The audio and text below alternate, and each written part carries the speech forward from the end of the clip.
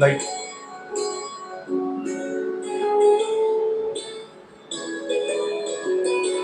रामा कृष्णा कला मंच के सभी परिवार के सदस्यों को आज हमारे मस्ती विद हस्ती के 5वें एपिसोड के अंदर आप सबका बहुत बहुत स्वागत है।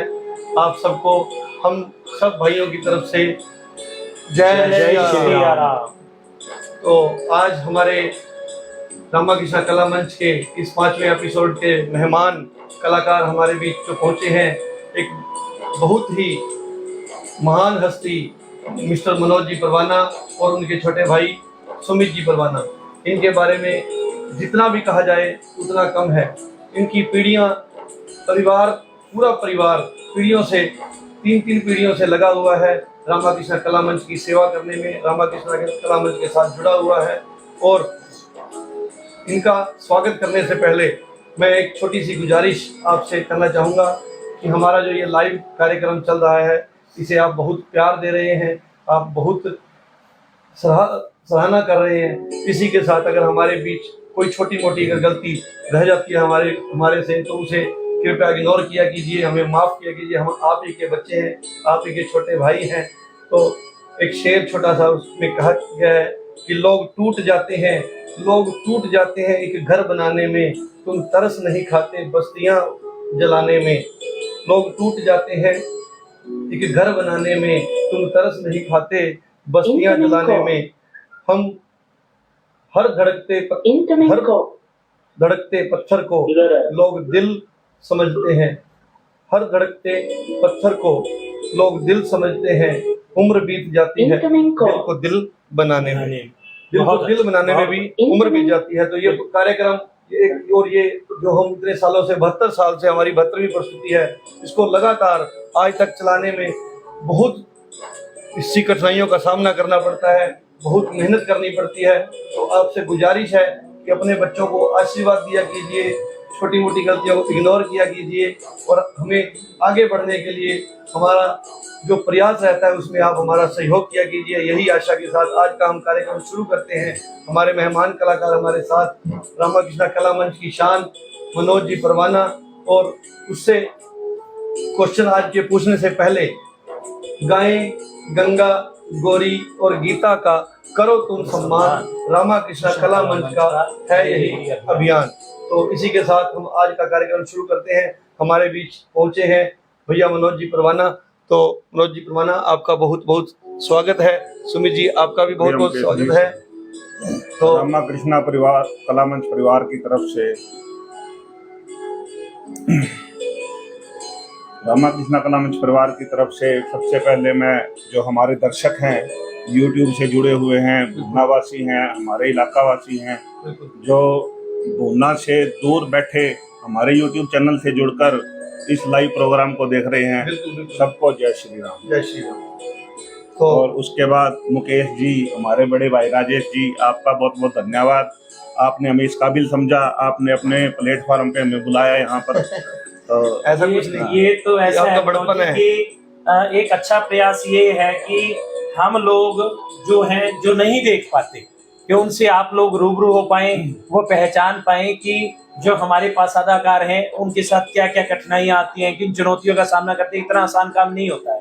तो मुकेश जी ने पहले ही बताया है। तो ये बल्कि हमारे लिए बहुत ही एक अच्छा और सराहनीय प्रयास है कि आप लोग हमें सपोर्ट कर रहे हैं, और आपकी सपोर्ट के बिना तो जो मस्ती विद हस्ती तो हो ही नहीं सकती, क्योंकि हस्ती नहीं होगी तो फिर मस्ती नहीं होगी। तो ये एक प्रयास है हम सभी के सहयोग से ही चल रहा है जी। आप सबका सहयोग है तो आपका प्यार बना रहे। रामा कृष्णा कला मंच इतना पुराना प्राचीन जो हमारा संस्था है, शुरू से 72 साल से लगातार रामलीला का आयोजन कर रहा है। तो परिस्थितियां कुछ भी रही हैं, लेकिन एक पॉजिटिव पॉइंट ये है कि जो हमारे बुजुर्गों ने एक परंपरा शुरू की थी और राम जी की अनुकंपा है, आज तक ये कार्यक्रम रुका नहीं है, किसी ना किसी रूप में चलता ही रहा है। चाहे कथा के रूप में लगा लीजिए, चाहे रामलीला के रूप में लगा लीजिए, मतलब वो परंपरा टूटी नहीं है कभी। जो उन्होंने पौधा लगाया था, हमने उनको पानी सींच कर आज पेड़ का रूप दे दिया है, एक वट वृक्ष बन गया है। और भगवान की कृपा रही तो आगे निरंतर यूं ही चलता रहे। आगे पीढ़ियां तैयार हैं, आप बेटे श्री राम जी कृपा करेंगे इस चीज के लिए। तो मनोज जी, सबसे पहले हम आपसे ये पूछना चाहेंगे कि आप किस सन में रामाकृष्ण कला मंच के साथ जुड़े, कितने वर्ष आपको हो गए रामाकृष्ण कला मंच के साथ? जी ऐसे है, सन 1990 में मेरे दादाजी यहाँ पर बतौर अतिथि रामलीला में शिरकत की थी उन्होंने। बिल्कुल। तो मैं उस टाइम 5 साल का था, 5 या 6 साल का। तो सीता स्वयंवर की नाइट थी उसमें, तो उनके साथ मैं रामलीला देखने आया जी। तो छोटे थे उस टाइम, तो इतना वो भी नहीं था। तो अग्रिम पंक्ति में कुर्सियों में हम जैसे जाकर बैठे थे, सीता स्वयंवर का सखियों वाला सीन चल रहा था। ठीक। और उसमें यूं लगा के चलो कि खड़े होने की जगह नहीं थी, इतनी सखियां थी। Very good. तो मेरे मन में बैठे बैठे ये विचार आया, उसमें 4-5 जो मेरे फ्रेंड थे, तो मेरे मन में ये आया कि ये रामलीला में पार्ट अदा कर रहे हैं।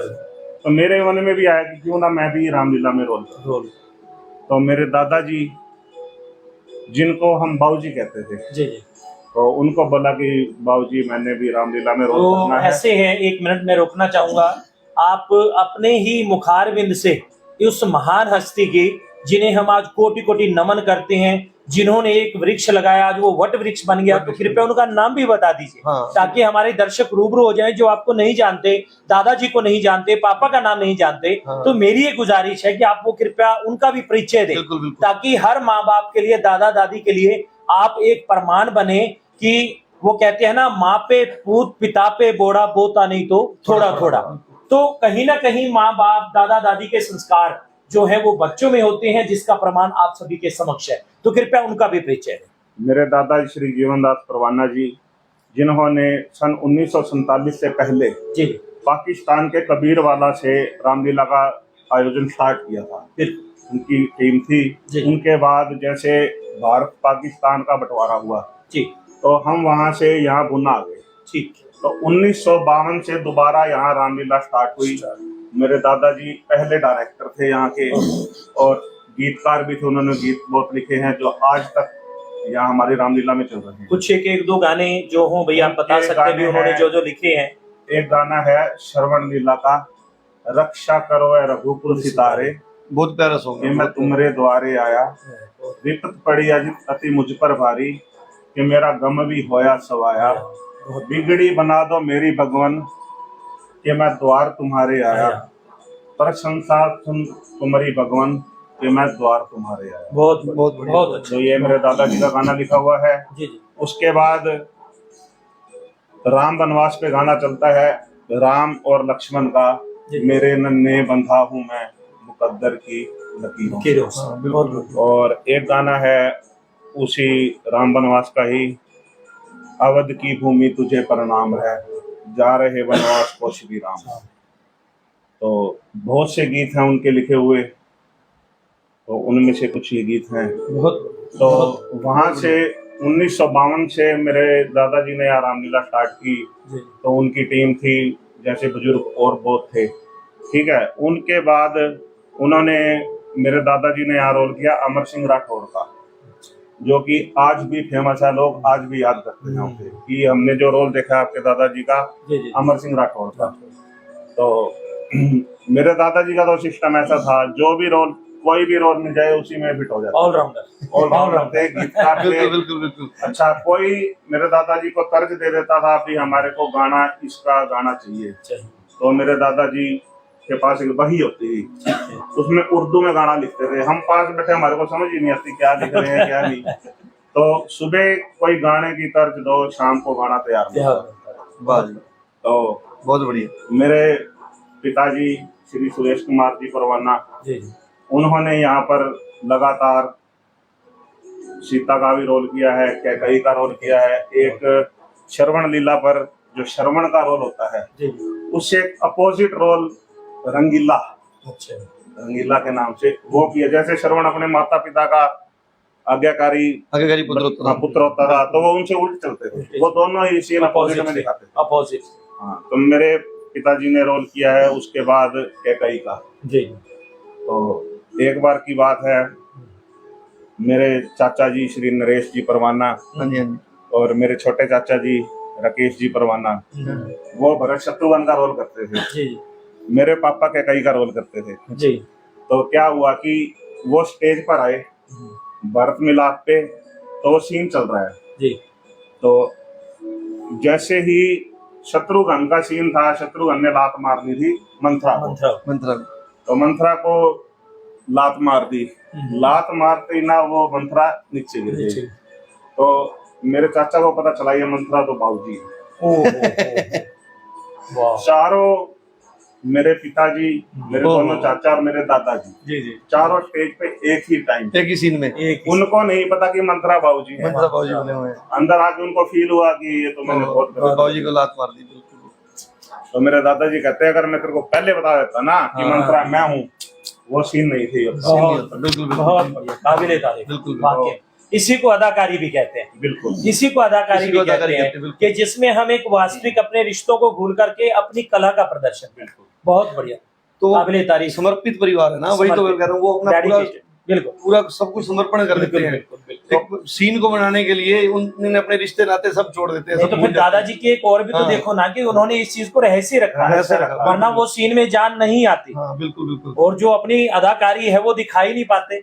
बहुत बढ़िया। तो 1990 में फिर जैसे कि मैंने वो सीन देखा सीता की सखी का, तो मेरे मन में आया कि मैंने कहा बाबूजी मैंने रामलीला में रोल करना है। जब तक अगली रामलीला नहीं आई मैं ये कहता रहा बाबूजी मैं तो रामलीला में रोल करूंगा। कहते यार तुझे रोल मिल जाएगा कोई बात नहीं, रामलीला तो आने दे। तो सन 1990 में ये वाकया हुआ। 1991 में मैंने स्टेज पे एंट्री की बतौर सीता की सखी के रोल। अरे वाह क्या बात है। जो सीन पहला रोल सखी का, पहला रोल जो देखा था वही रोल पहला मिला मुझे। बस वही कुछ एक मेरे प्रश्न भी इन्हीं चीजों से जुड़े हुए थे जो आप ऑलरेडी एक्सप्लेन कर रहे हो। सीता की सखी का रोल मैंने किया। औरों की टांग खींचने वाले लेडीज रोल के अंदर लेडीज रोल से स्टार्टिंग है। लेडीज रोल होता है, मुझे अब भी दे दो मैं तैयार हूँ करने के लिए। बिल्कुल पर अब कहते ना जचेगा नहीं, लोग कहेंगे कौन है। चलो देखो एक आपकी जो छवि है वो एक ऐसी है कि आप प्रभावशाली तमाम रोलों में अच्छे लगते हैं। प्रभावशाली व्यक्तित्व के धनी है आप, इसमें कोई तो राय नहीं। 1991 मैंने सीता की सखी का रोल किया। उसी साल मुझे रोहतास का रोल मिला। 1991 के बाद 1992 की रामलीला जैसे स्टार्ट होनी थी, तो यहाँ पर अपनी स्टेज रामा कृष्णा कला मंच के ऊपर ट्रायल हुए। तो पहले तो सुभाष छोकरा जी जो हमारे डायरेक्टर होते थे, तो पहले प्रार्थना करवाई उन्होंने जय शिव नंदन वाली। तो उनके उसके बाद उन्होंने ट्रायल लेने स्टार्ट कर दिए। ट्रायल लेना था लक्ष्मण का, राम का ट्रायल हो चुका था और उसमें फिर होना था लक्ष्मण का ट्रायल। पहले उन्होंने एक बच्चे को बुलाया कि तू लक्ष्मण का ट्रायल दे। वो उसने बोला, वो एक डायलॉग है, ए ताजधार मिथिला कुछ होश को संभालो, बैठे हैं यहाँ पर कौन कुछ आंखों से देखो बालो। तो उस लड़के से बुलवाया तो उसकी आवाज इतनी थोड़ी ऊंची नहीं थी, तो उन्होंने कहा नहीं। उन्होंने दूसरा बच्चा बुलाया, उससे बुलवाया, वो थोड़ा बोल तो पाया, कहते कि प्रैक्टिस करेगा तैयार हो जाएगा। उसने रोल करने से ही मना कर दिया। फिर तीसरे को बुलाया, तो तीसरे ने भी वही बोल नहीं पाया। कहते चलो फिर देखेंगे लक्ष्मण का ट्रायल। तो मैं उस टाइम थोड़ा शर्मिंदा होता था, क्या 7-8 साल की उम्र थी। वो दौर भी कुछ और। हाँ, तो जैसे कि बड़े थे उनके आगे बोलना थोड़ा सा, तो मैंने कहा मास्टर जी एक बार मैं बोल के दिखाऊं। कहता तू बोल लेगा। मैं दिया बुलवा के तो देखो, बिल्कुल ट्रायल तो लो। हाँ ट्रायल तो लो, ये सबका ले रहे हो, मेरे को क्यों छोड़ रहे हो? बिल्कुल। तो कहते चल बोल। फिर मैंने बोला यही डायलॉग है, ताजधार मिथिला कुछ होश को संभालो, पूरे जोश में बोल जितने आवाज थी ना, बोल के दिखा दीजिए आज। वो भी बोल रहे हैं। हाँ नहीं बोल दो कोई बात नहीं, ऐसी कोई बात। बोल दो।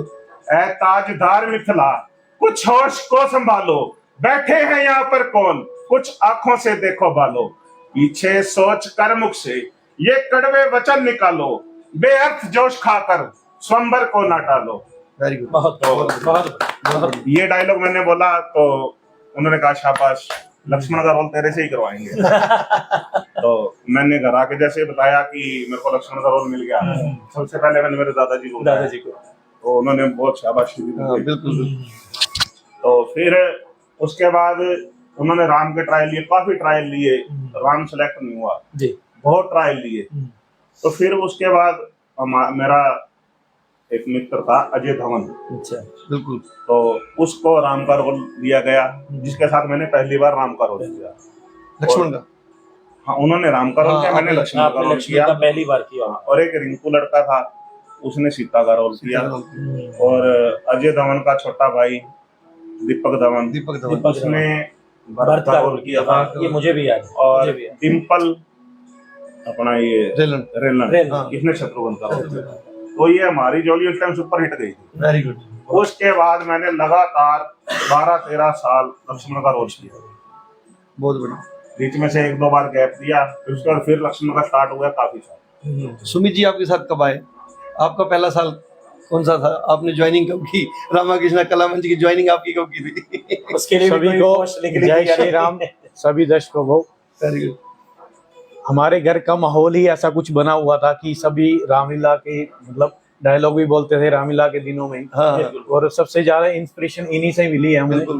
तो मतलब जैसे दादाजी को तो हमने देखा नहीं था रोल करते हुए, मनोज भाई को रोल करते हुए देखा था, तो हम भी मतलब वहाँ सामने बैठे हुए गुनगुनाते थे। तो जैसे पापा जी का और ताऊ जी का सबसे नाम सुना था, और ताऊ जी तो काफी साल हमारे साथ अभी भी मतलब बनाते रहे थे, रावण बनाते थे दशहरे में। बिल्कुल। तो उसके बाद फिर जैसे ही जब रामलीला का 1952 से स्टार्ट हुई थी अपनी, तो 2002 में इसको 50 साल हो गए थे। तब उस टाइम फर्स्ट टाइम मैं 9 साल का था, उस टाइम मैं स्टेज पर आया, तो मतलब मनोज भाई के साथ ही हम रिहर्सल पे आते थे। तो उस टाइम तो मेरे को फर्स्ट टाइम मैंने भरत का रोल किया था, बिल्कुल, और साथ में मैंने सीता का सखी भी बना था।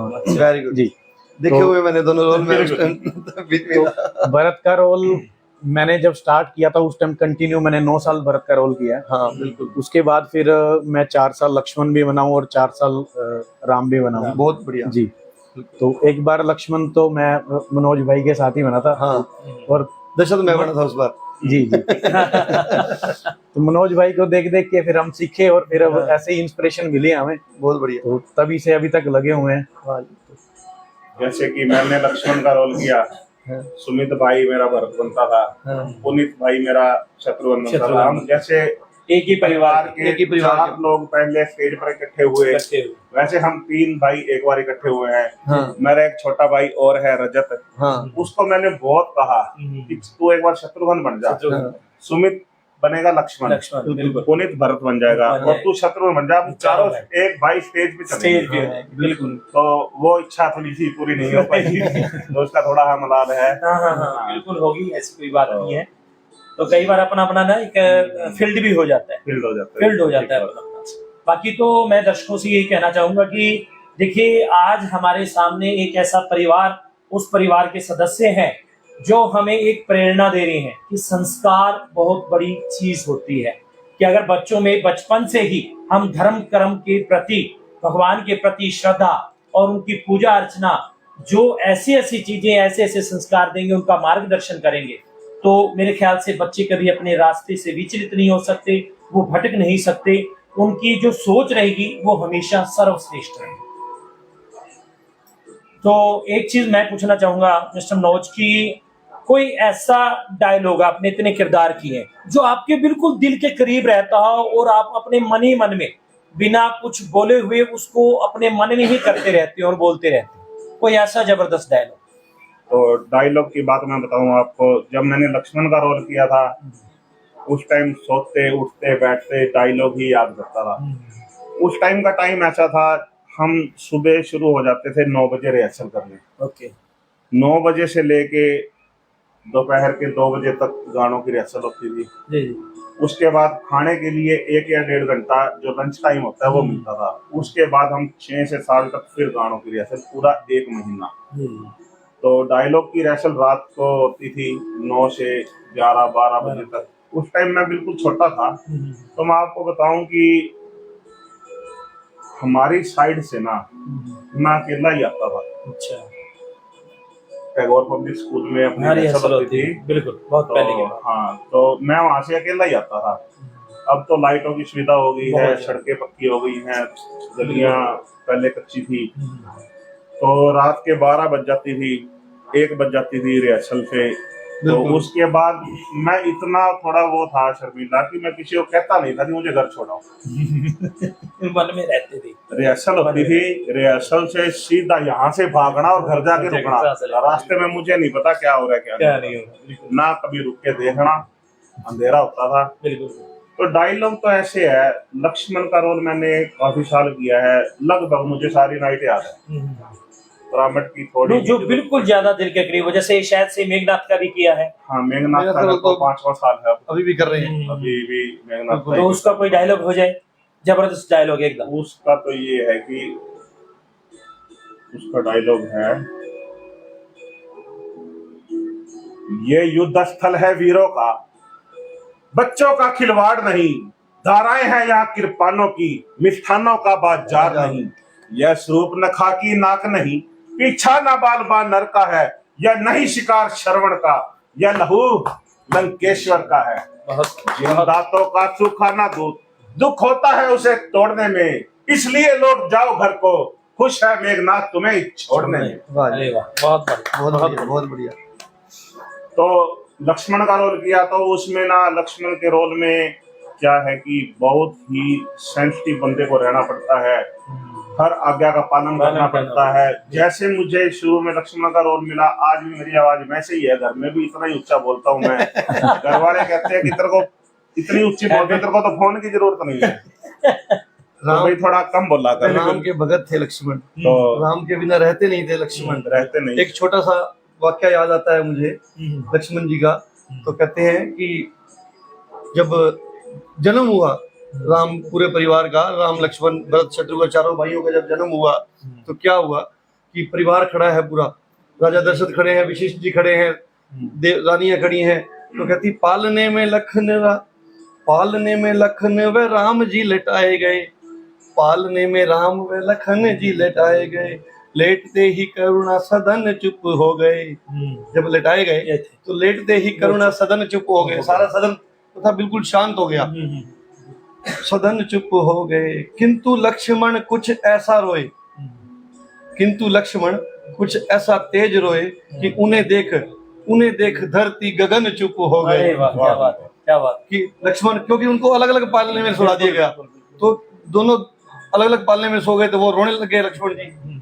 जब दोनों को सुलाया गया तो लक्ष्मण जी को जब अलग सुला दिया गया, तो लक्ष्मण जी इतने तेज रोए कि उनको देख, किंतु लक्ष्मण कुछ ऐसा तेज रोए कि उन्हें देख धरती गगन चुप हो गए। ऐसा तेज रोए कि धरती और गगन भी चुप हो गए थे, इतना रोए, इतना बहुत तेज रोए कि राम वैद आए, राजवैद भी आए, कोई रोग ना बता सका, राजवैद आए कोई रोग ना बता सका, ज्योतिषी भी सारे यतन चुप हो गए, ज्योतिषों के सारे यतन जो थे वो भी करके चुप हो गए। लक्ष्मण जी फिर भी चुप ना हुए, फिर भी कुछ ना हुआ।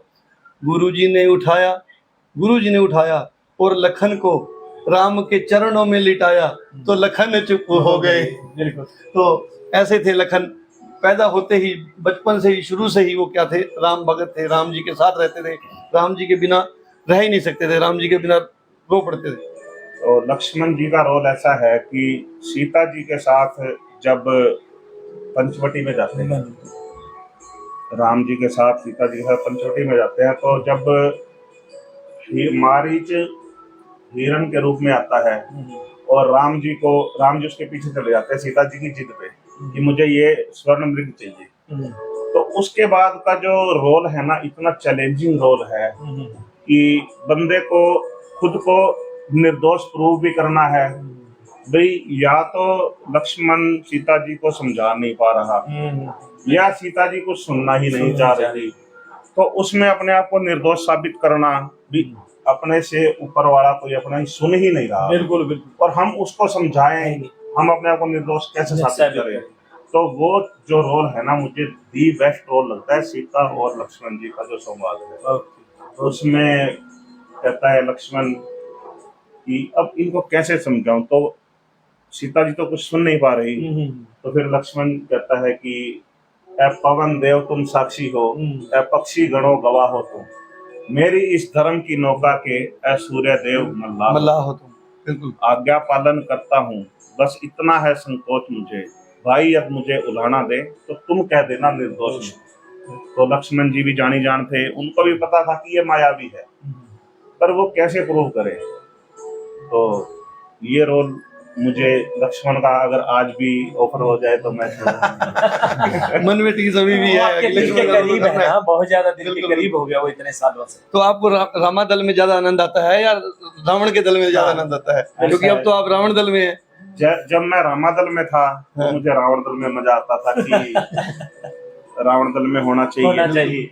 और अब मैं रावण दल में हूँ तो मेरा मन करता है कि रामा दल में बढ़िया था। रामा दल ही बढ़िया। दोनों दल अपनी अपनी जगह पे हो गए थे। तो मैंने 5 साल राम का रोल किया है। तो फर्स्ट चांस था मेरा, जैसे मेरा लक्ष्मण का रोल था, पहले लक्ष्मण का रोल करता था। तो एक बार हमारे ओनली चाइल्ड पब्लिक स्कूल में रिहर्सल हो रही थी, तो जैसे रिहर्सल पे गए तो मुझे कहा गया कि रोल करना है। मैं हाँ रोल तो करूँगा। तो मैं तो मन में सोच रहा हूँ कि लक्ष्मण का रोल करना है, मैं तो कोई दिक्कत है नहीं। तो मुझे राम का रोल ऑफर किया गया कि आपने राम बनना है। तो यूं मानो कि मेरे तो चेहरे की हवाइयां सी उड़ गई कि लक्ष्मण का रोल सारा याद है, पहले किया हुआ है। तो इस दौरान क्या हुआ कि सभी कहते हैं कि अब की बात तेरे को राम का रोल कर रहा है लक्ष्मण हमारे पास। सुभाष शर्मा जी थे अपने, उनका लड़का था एक, मोहित कक्कड़ था उस टाइम। तो वो लक्ष्मण के रोल में थे। तो मुझे बोले कि अब की बार तुम्हें राम का रोल करना है। मैंने कहा ना यार, मेरे से राम का रोल नहीं होता, इतना सहनशीलता नहीं रख सकता। हाँ, मैं ना तो राम से बोल सकता और ना ही इतना मैं सेंसिटिव। वो मर्यादा के अंदर रहकर रोल मैं खुद ही यार मर्यादा में नहीं रह सकता। मर्यादा देखो में रहना बहुत ही मुश्किल है, बहुत मुश्किल है। और मर्यादा तोड़ना बहुत आसान। तो मैंने कह दिया यार मेरे से ये राम का रोल नहीं, मेरे को लक्ष्मण का रोल करवा दो। तो मैं आपको स्टेज की शक्ति बताता हूँ। तो मैंने ये बात कह तो दी, तो मेरे को किसी तरह मनाया गया कि तो राम का रोल कर।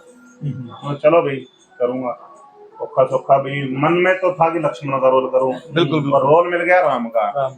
मैंने यार ये रोल नहीं, तो स्टेज की शक्ति बताऊं मैं आपको। हम यहाँ हवन पे आए सुमित और मैं, मेरे को बहुत तेज भूख लगी। तो मैंने कहा कहीं भाई जल्दी जल्दी हवन निपटाओ यार, करो और भूख लगी है, खाना खाएंगे। तो उस दिन ना कुछ हवन एक आधा घंटा लेट था।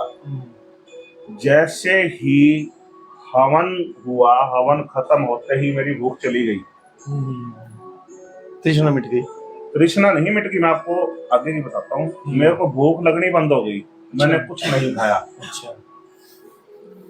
पहली नाइट होती है हमारी नारद लीला, पूरा दिन चला गया ऐसे, मैंने कुछ नहीं खाया। एक आध बार चाय पी ली या दूध पी लिया, खाना कुछ नहीं, भूख नहीं लगी।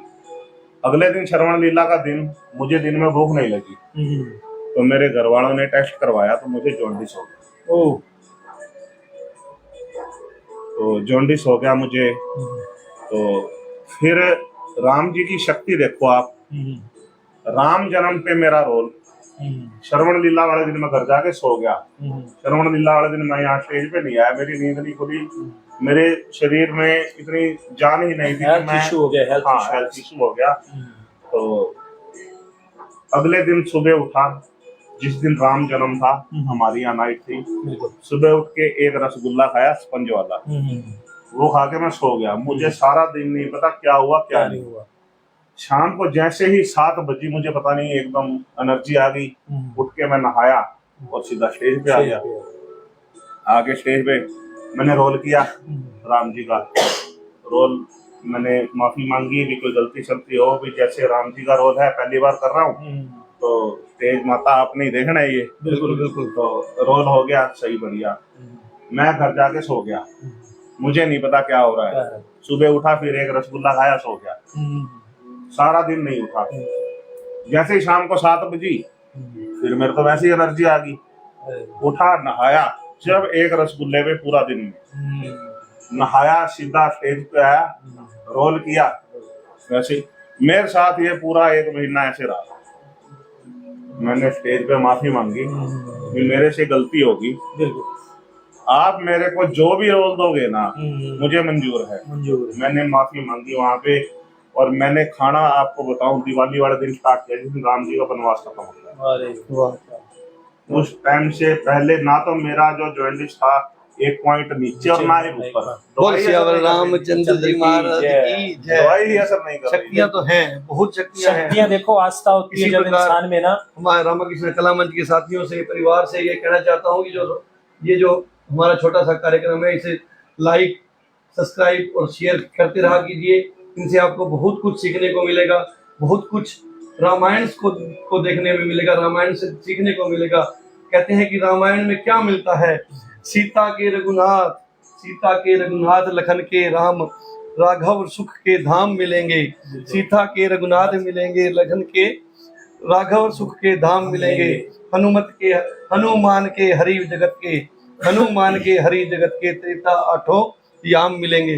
तो सब कुछ जो है ये रामायण में आपको मिलेगा, रामायण से आपको मिलेगा, रामलीला से आपको मिलेगा, रामकृष्ण कला मंच से आपको मिलेगा, रामलीला से छपाई भी तो है ना। बिल्कुल बिल्कुल। जिस पर कृपा राम की होई, उस पर कृपा करे हर कोई। राम सिया राम जय जय राम। राम सिया राम जय जय राम। तो सुमित भाई की तरफ आते हैं अब हम। भी यही कहने वाला कुछ था। खट्टी मीठी आप भी हाँ, खट्टी मीठी कुछ यादें आपके साथ हो, कुछ ऐसी चुलबुली, मतलब कुछ गुदगुदाने वाली, हंसाने वाला, कुछ ऐसा कॉमेडी बन गया हो, कोई ऐसा किरदार। और इस बार आप कौन सा किरदार कर रहे हैं? इस बार मैं अंगद का रोल कर रहा हूँ। अरे वाह, बहुत बढ़िया, बहुत बहुत मुबारक और बधाई आपको। मैं जो मेरे ख्याल से फर्स्ट टाइम है जी। अरे वाह, बहुत बहुत शुभकामनाएं। राम जी कृपा करें आपके इस किरदार पे। हमारे हरविंदर जी मेहता टीटू भैया को हम सुनते थे, तो उनको देख देख के हमें भी थोड़ा इच्छा होती थी इच्छा की हम भी अंगद का रोल करेंगे। तो इस बार उन्होंने अपने आप ही मुझे बोला कि आपने अंगद का रोल करना है। तो मेरा ट्रायल लिया और मुझे बोला कि आप अंगद का ही रोल करोगे। तो कोई ऐसा मतलब एक दिलचस्पी वाला कोई ऐसा वृतांत हो आपके दिमाग में भी, जैसे मिस्टर मनोज ने बताया है, जी। कोई ऐसे किरदार में चुनौती आई हो, या कोई ऐसा किरदार जो कॉमेडी बन गया हो, कोई ऐसा किरदार जो आपके मन में ना हो, जैसे मिस्टर मनोज को बोल दिया गया ऑन द स्पॉट, हाँ जी राम का किरदार करना है। अब जो पर्सन इतना एकदम एग्रेसिव रहने वाला, एग्रेसिव किरदार करने वाला, और उसको बड़े प्यार से बोलना पड़ जाए, सारा दिन बोलता रहा और उसको सजा मिल जाए तो चुप रहना है। वो चुप नहीं रह सकता। बिल्कुल, वो कैसे न कैसे शरारत करेगा फिर। मनोज भाई की तरह मेरे को भी लक्ष्मण का रोल बहुत पसंद है। अच्छा। तो मैं भी अभी मेरे को भी ऐसे अगर मिलना चाहे तो मैं उसको मना नहीं करूंगा बिल्कुल भी। पर अब जैसे कि अब मुझे अंगद का रोल मिला, तो अभी जैसे अब अमित एलावादी भी है लक्ष्मण का रोल कर रहे हैं। तो ऐसे ही मेरे को भी मतलब जैसे मेरे को डायलॉग मेरे को भी बहुत अच्छे लगते हैं लक्ष्मण के बहुत, जैसे मतलब सीता हरण पे जैसे सीता संवाद और तो लक्ष्मण आप सुनाना चाहें तो सुना सकते हैं बेझिझक। और हमारे तीनों डायरेक्टर ये देख रहे हैं। जी बिल्कुल। आप दोबारा कभी लक्ष्मण के लिए मना नहीं करेंगे अगर हमारे को कभी दिक्कत आए तो। हाँ, ये हमारा लाइव प्रोग्राम है। हरविंदर जी मेहता है, सुनील जी खुराना, सुरेंद्र जी हंस, हमारी पूरी टीम देख रही है। इसलिए आप दर्शकों से भी गुजारिश है हमारी, मातृशक्ति से, बुजुर्गों, युवा साथियों, प्यारे बच्चों से, कि इस कार्यक्रम के बारे में अपने अड़ोसियों पड़ोसियों को सबको बताएं, रिश्तेदारों को बताएं, क्योंकि सोशल मीडिया केवल फतेहाबाद, हिसार, सिरसा तक नहीं बल्कि ओवरऑल इंटरनेशनल लेवल पर है, और ज्यादा से ज्यादा लोगों को जोड़ें। और वही बात आती है मुकेशी वाली कि शेयर करें, सब्सक्राइब करें, लाइक भी करें और अच्छे अच्छे कमेंट करें, प्रोत्साहित करें हमारे सभी अदाकारों को, ताकि 13 अक्टूबर से, याद रखिएगा ये चीज, अपने अड़ोसी पड़ोसियों को, रिश्तेदारों को, सगे संबंधियों को बताइए। 13 अक्टूबर से रामा कृष्णा कला मंच जो है बाजार के अंदर, वहां पर रामलीला का आयोजन शुरू हो जाएगा। 23 तक ये आयोजन चलेगा। 24 अक्टूबर को दशहरा बड़े धूमधाम से मनाया जाएगा। लेकिन वो कहते हैं ना कि जनता जनार्दन के बिना हर कार्य अधूरा रहता है, और भगवान का आशीर्वाद बहुत जरूरी है भाई। भगवान राम की कृपा रही तो रामकृष्ण कला मंच के सभी परिवार वाले सदस्यों को मैं बताना चाहूंगा कि अब की बार दशहरा महोत्सव पर आपको एक बहुत बड़ा सरप्राइज देने जा रहे हैं। बिल्कुल, बहुत बड़ा। तो आप जुड़े रहें हमारे साथ, लाइक करते रहें, सब्सक्राइब करते रहें और शेयर करते रहें। और जय श्री राम भी बजते रहें। जय श्री राम। हाँ जी, आगे बताइए अब आप। तो अब जैसे जब सीता माता को जब छोड़ के जाना होता था तब लक्ष्मण रेखा खींचनी होती थी, बिल्कुल। तब मुझे एक डायलॉग बहुत अच्छा लगता था कि मतलब एक तो गाना भी था कि खींच रही रेखा प्रबल, ये आप वो भी बताइए, आप करिए, अपनी विचारधारा भी प्रकट करिए। एक मतलब उसकी 2 लाइनें अभी मुझे याद हैं हाँ, कि मतलब इस रेख उल्लंघन करके जो कुटिया के भीतर आएगा है आन उसे इस लक्ष्मण की, वो वहीं भस्म हो जाएगा। बहुत जी बहुत तो मुझे मतलब ऐसे ही बहुत अच्छे लगते हैं, कुछ सीता स्वयंवर के भी हैं तो मतलब ऐसे ही। तो खिंच रही रेखा प्रबल में एक अंतरा है, वो थोड़ा सुना दो। मानो अगर माता का कहना भाई किया जाता है। हाँ बिल्कुल, वो गाना बहुत प्यारा है। बिल्कुल बिल्कुल। मानो अगर माता का कहना भाई की आज्ञा जाती है, ठहरूं गर भाई आज्ञा में माता दोष लगाती है। मानो अगर माता का कहना भाई की आज्ञा जाती है, ठहरूं गर भाई आज्ञा में माता दोष लगाती है। क्या करे लक्ष्मण, क्या करे लक्ष्मण, क्या करे लक्ष्मण। इसमें लक्ष्मण थोड़ा असमंजस में होता है जी कि बिल्कुल। सीता माता का कहना मानो या भाई की आज्ञा का पालन करो, तो वो धर्म संकट में पड़ जाता है कि अगर मैं इनको छोड़ के चला गया तो राम जी की आज्ञा का उल्लंघन हो जाएगा। बिल्कुल। तो इसी धर्म संकट में पड़ के ही चैलेंजिंग रोल माना गया है लक्ष्मण का। तो मनोज जी आगे चलते हैं दशहरे महोत्सव पर। दशहरे महोत्सव पर आपका बहुत के परिवार का बहुत योगदान रहता है। एक दशहरा महोत्सव पर रावण का जो पुतला बनाया जाता है, सुना है कि वो भी आपके परिवार से बनाए जाते थे, आपके पिताजी बनाते थे। और उसके अंदर एक पूरे ऑल ओवर वर्ल्ड के अंदर आज तक ही जो शुरुआत जो हुई है उसके अंदर को रिमोट कंट्रोल से जलाने की, वो भी आपके परिवार से आपने या आपके पिताजी ने ही शुरू किया। तो उसके बारे में कुछ थोड़ा सा बताइए, कब से वो आप वो बना रहे थे रावण का पुतला, और वो जो रिमोट कंट्रोल वाला सिस्टम था क्या था, विचार कैसे दशहरा महोत्सव का ऐसे है कि जैसे रावण का पुतला पहले रामलीला ग्राउंड के पीछे एक ग्राउंड होता था, बिल्कुल यहाँ पर रावण का दहन किया जाता था। तो मेरे पिताजी हम सब रामलीला परिवार से जुड़े हुए हैं, तो मेरे पिताजी के मन में आया कि एक बार भी रावण का पुतला मैं बनाऊंगा अब की बार। अच्छा। तो कमेटी वाले कहने लगे भाई आप बना लोगे, मतलब देखते हैं, ट्राई करते हैं। लगभग कौन से सन की बात है? ये लगभग 20 साल से ऊपर हो गए। 20 साल से ज्यादा। हाँ। कितने साल बनाया आपने? यानी कि मेरे फादर साहब ने बनाया है, श्री सुरेश जी परवाना ने। हाँ। यानी कि 2015 तक बनाया है, 2014 तक। 15 में वो स्वर्गवास हो गया उनका। तो उसमें मेरे दादाजी का बहुत सहयोग रहा, मेरे चाचा जी का, यानी कि हम सभी घर के लगे रहते थे उसमें। नहीं स्वार्थ भाई, अपना दिन रात। बिल्कुल। जैसे मेरे दादाजी, हम रात को उठ के देखते थे तो अपनी बही उठा के कुछ ना कुछ गीत लिख रहे होते, ऐसे ही करते रहते थे। हाँ, ऐसे मेरे पिताजी थे, तो वो उन्होंने कभी पुतला बनाया नहीं था, कभी किसी से सीखा नहीं था। बिल्कुल। तो मेरे दादाजी का पूरा सहयोग रहा उसमें, श्री जीवनदास परवाना जी का। तो उन्होंने जब पहली बार पुतला बनाया था रावण का, तो डबल साइड बनाया था, दोनों तरफ फेस दोनों तरफ था। 10 मुंह वाला, पहले सिंगल मुंह का ही बनाते थे अपने यहाँ। तो उसके बाद 10 मुंह का, 10 सिर वाला आ गया, वो बनाया था। तो उस मेरे पिताजी यानी कि इलेक्ट्रॉनिक्स की शॉप थी, तो उनके दिमाग में कुछ ना कुछ चलता रहता था, वायरलेस वगैरह, वो क्रिएटिव माइंड, पर्सनैलिटी। तो उनके दिमाग में आया क्यों ना हम इसको रिमोट कंट्रोल है, क्यों चीफ गेस्ट आते हैं वो जैसे आग लगाते हैं वहाँ, मशाल उठा करके लगाते हैं, थोड़ा अट्रैक्टिव हो जाएगा। बिल्कुल। और रिमोट कंट्रोल से इसका दहन किया। तो फिर इलेक्ट्रिशियन तो वो थे ही, तो उनके दिमाग में कुछ ना कुछ चलता ही रहता था। एक बार मेरे पिताजी ने अपना रेडियो चैनल भी चला दिया था। अच्छा। जो गाना वो चलाते थे वही रेडियो में चलता था, तो वो अनअप्रूव्ड था। तो जैसे ही पता चला तो फिर वो बंद कर दिया उन्होंने। अच्छा। क्रिएटिव माइंड, वाकई में क्रिएटिव माइंड। भैया गुना में भगवान राम जी की कृपा है, टैलेंट तो बहुत है, बस बाकी मुकद्दर की बात होती है, अपने अपने भाग्य और लक की बात होती है। वो तो वो जब तक पुतला बनाते नहीं थे ना, यानी कि जब तक दशहरे पे पुतले का दहन नहीं हो गया तब तक वो सोते नहीं थे।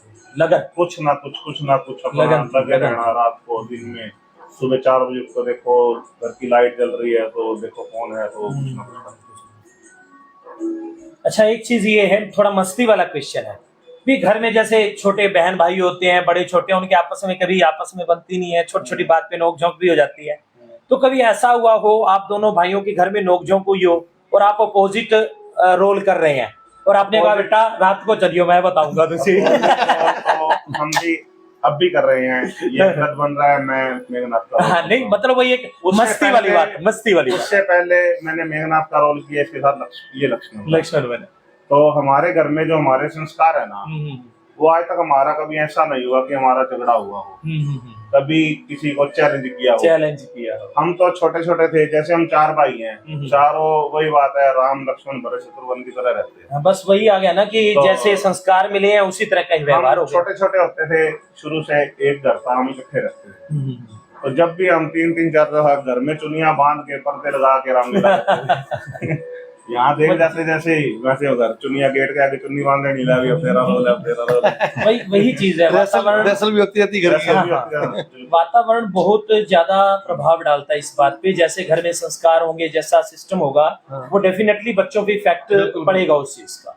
तो वाकई में काबिल तारीफ है आपकी जो आज एक कहानी सुनी, जो आपने किस्से सुनाए हैं, वाकई में काबिल तारीफ है। हमारे आगे बच्चे हैं, मेरा भाई है पुनीत, उसका लड़का है विदित, और एक मेरा बेटा है ईशित, वो दोनों राम लक्ष्मण की तरह रहते हैं। अरे वाह जी, उनका स्वभाव भी ऐसा है, वो थोड़ा तेज है ईशित, और विदित है वो थोड़ा नरम स्वभाव है। मैं ये कहता हूँ आने वाले राम लक्ष्मण है। बस राम जी एक दूसरे के बिना बिल्कुल नहीं रहते। पीढ़ी छोड़नी नहीं है, नंबर और किसी का नहीं है। हमारे बेटे को ये इच्छा है कि ये निरंतर ऐसे ही चलता रहे। अच्छी बात है, बिल्कुल अच्छी बात है। तो विदित जो बात कह रहे इसी तो उसकी बात नहीं होता, जो कुछ करना पड़े उसको। बहुत अच्छी बात है। तो आज का प्रोग्राम यहीं हम विश्राम देते हैं। रामाकृष्ण कला मंच परिवार के सदस्यों को इसी प्रकार कहते हैं कि हमारे साथ बने रहें, जुड़े रहें, हमारा सहयोग करते रहें, प्यार बांटते रहें, प्यार फैलाते रहें, रामायण से जो सीखते हैं वो सबको बताते रहें। तो हम इसी के साथ गायें हमारी गौ माता, उसके लिए एक रोटी अवश्य निकालें, और 1 रुपया अगर हो सके तो 1 रुपया 2 रुपया दान गौ माता को करते रहें। और गायें गंगा मैया के जब आप चरणों में जाएं, गंगा मैया में नहाने जाएं, तो वहाँ गंदगी कृपा ना फैलाएं। उसके बाद गौरी बेटियों की रक्षा करें, उनको सम्मान दें, और गीता जो ग्रंथ हमारे घरों में पढ़े उन्हें पढ़ें, उनसे कुछ सीखें। गायें गंगा और गौरी और गीता का करो तुम सम्मान, रामाकृष्ण कला मंच का है यही अभियान। इसी के साथ आज का हमारा ये मस्ती विद हस्ती का 5वां जो एपिसोड है यही विश्राम देते हैं इसको। और उसी के साथ अगली हस्ती के लिए आपको कल हम इंतजार करना है बहुत ही महान हस्ती के साथ। बिल्कुल उसी के जानी मानी हस्ती से आपको रुबरू करवाएंगे। तब तक इजाजत दीजिए। जय श्री राम।